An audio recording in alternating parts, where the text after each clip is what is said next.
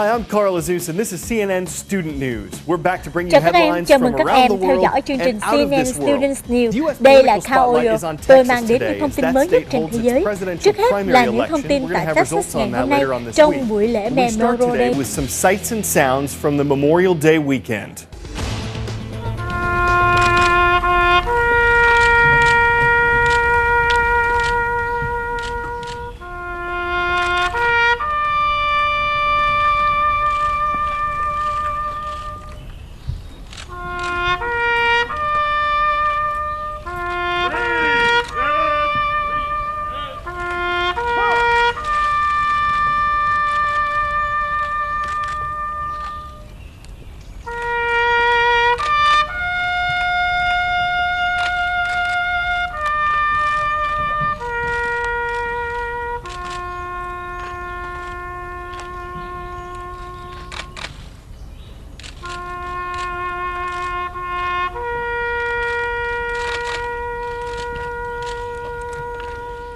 You saw one of the traditions associated with Memorial Day right there, the president laying a wreath at Arlington National Cemetery.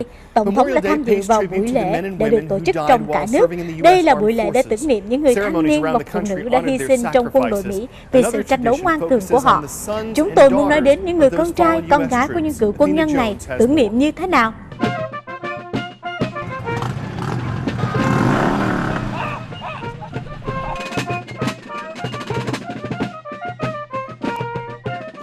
The Good Grief Camp. Đây là một ngày cuối tuần thật tuyệt vời. Một cậu bé mất cha khi chỉ mới 11 tuổi trong một tai nạn khoảng 4 năm về trước. Nhưng cậu bé vẫn có thể hạnh phúc cùng với những người phụ huynh và rất nhiều gia đình khác. Đến gần 1.200 người tham gia vào một buổi cắm trại do một tổ chức thiện nguyện vì trẻ em tổ chức có tên là TAPS. Chúng tôi đều tổ chức hoạt động này hàng năm. Tôi cũng mất đi người chồng của mình. Tôi hiểu những đứa trẻ rất yêu quý bố mẹ mình. Tôi muốn chúng biết đây là nơi chúng có thể đến để chúng có thể bình thường như biết bao đứa trẻ khác vì chúng có cùng hoàn cảnh và có thể chấp nhận những gì đã xảy ra. TAP đã đưa những đứa trẻ tham gia cắm trại trong ngày lễ Memorial Day từ năm 1994. Rất nhiều người lớn cũng tham gia vào ngày trại này cùng với các em.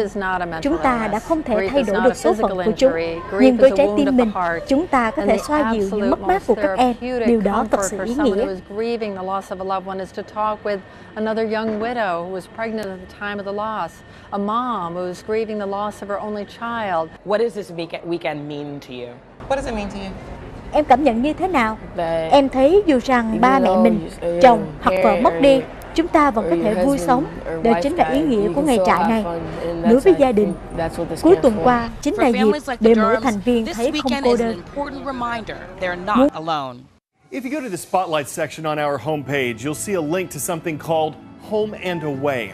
This is an interactive site that lets people pay tribute to US service members who lost their lives in Ở đó Iraq sẽ and giới thiệu về hệ thống Afghanistan quân and đội share Mỹ, memories of thông the tin fallen. của những người đã Some tử Memorial nạn tại Day's Afghanistan activities để in the nhớ tới sự southeastern hy sinh US của were họ. canceled because of a Trong storm. khi đó, một Florida số and hoạt động Georgia cho ngày especially felt Memorial the Day effects of diễn this. ra tại It miền was Bắc called đã không thể Beryl. tiến hành You vì can bão. get a sense of the kind of Florida impact và it had from Georgia the wind là and hai tiểu waves bang in this chịu ảnh hưởng video. nặng nề nhất. The storm Cơn was bão có tên là downgraded to a Beryl. tropical Theo depression hình ảnh gửi by về cho thấy yesterday, mưa but và it gió still lớn caused some không ngừng. damage along the Nhiều East nơi Coast. đã bị cắt Thousands of điện, people một số lost đường power, đã bị đóng. some roads Các em were có thể closed tìm because hiểu of thêm power lines tại being website down. Global Ivan Weather. Cabrera has more details on these kinds of storms, including how they get their names and the role that they play in global weather.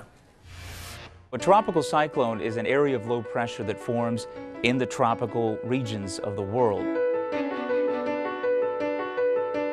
Cyclones are actually very important, even though, of course, they can be deadly. They help essentially balance out the temperature across the globe. They are an equalizer, so they take the heat energy from the tropics and they translate that where we need it into the colder climates.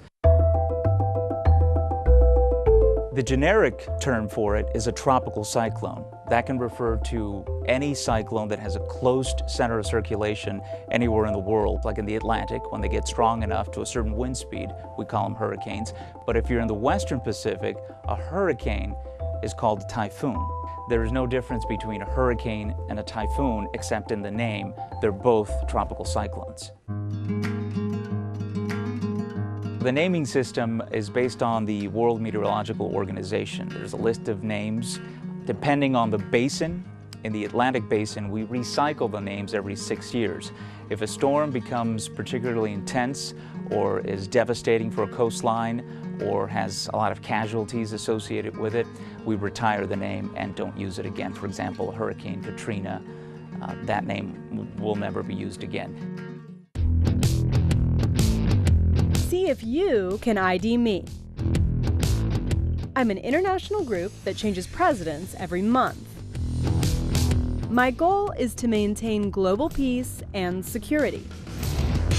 I have 10 temporary members and 5 permanent ones. I am the United Nations Security Council, and I have the UN's main decision-making power. Some members of the UN Security Council have spoken out repeatedly against the violence we've seen in Syria. The latest example is something that happened last Friday. Một số thành viên của cơ quan an ninh không thể giữ vững an ninh trong vùng. Ví dụ như trường hợp của Syria hôm thứ Năm vừa rồi, khi mà số phiến quân nổi dậy đã nổ súng để buộc tổng thống phải từ bỏ quyền lực. Có khoảng 9.000 binh sĩ đã tử thương trong những cuộc nổ súng. Và lần này có khoảng 108 người đã chết tại Holu. Trong số đó đã có một nửa là trẻ em. Trong khi đó, chính phủ vẫn chưa lên tiếng về vụ việc này. Một tổ chức cũng đã lên tiếng nói, dù là quân đội nào phải chịu trách nhiệm đi nữa, vẫn phải chấm dứt việc ảnh hưởng đến người vô tội. Our next headline today takes us from Syria to Egypt. Last week in the North African nation, people had the chance to vote for Egypt's first freely elected president. Một bản tin nữa của ngày hôm nay là bản tin về bầu cử tại Ai Cập. Đây là cuộc bầu cử tổng thống tự do đầu tiên tại Ai Cập. 23 triệu cử tri đã đi bầu, có 13 ứng cử viên ra tranh cử và kết quả bầu cử có thể có vào tháng sau. Mohamed Morsi on the left side of your screen here and Ahmed Shafiq. What's interesting here is that this is kind of an old school, new school face-off. Shafiq has been in Egypt's government before. He's the former prime minister. Morsi is part of the Muslim Brotherhood, a group that's promised significant political changes. Well, summer is right around the corner, and on our blog, we're giving you the chance to let us know what you're going to be doing, besides waiting for our show to come back, of course. Is it going to be family vacation, summer job, just hanging around the house? You sound off. We're interested in what you have to say. Talk to us at CNNstudentnews.com. Today's shout-out goes to Dr. Raddy's class at Mesa High School in Mesa, Arizona. Hôm nay, chúng ta sẽ cùng viếng thăm Mercedes High School tại Arizona. Trước hết là câu hỏi đầu tiên, thứ lớn nhất mà con người đã thực hiện đặt trong không gian gọi là gì? Các bạn có 3 giây.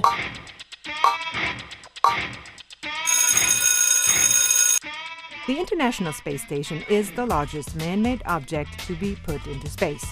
That's your answer, and that's your shout-out. Trạm không gian là thứ lớn nhất mà con người đã đặt vào vũ trụ. Dragon Dock là tên gọi của một trạm không gian dự tính sẽ được đưa lên quỹ đạo vào thứ Sáu này. Nó đã thực hiện bởi một công ty có tên là ISS. Đây là một trạm không gian rất mới của ISS và nó có thể là chuẩn mực cho tương lai. Hiện tại nó chỉ mang theo đồ ăn và thức uống. Dự tính sẽ rời khỏi ISS trong cuối tuần tới.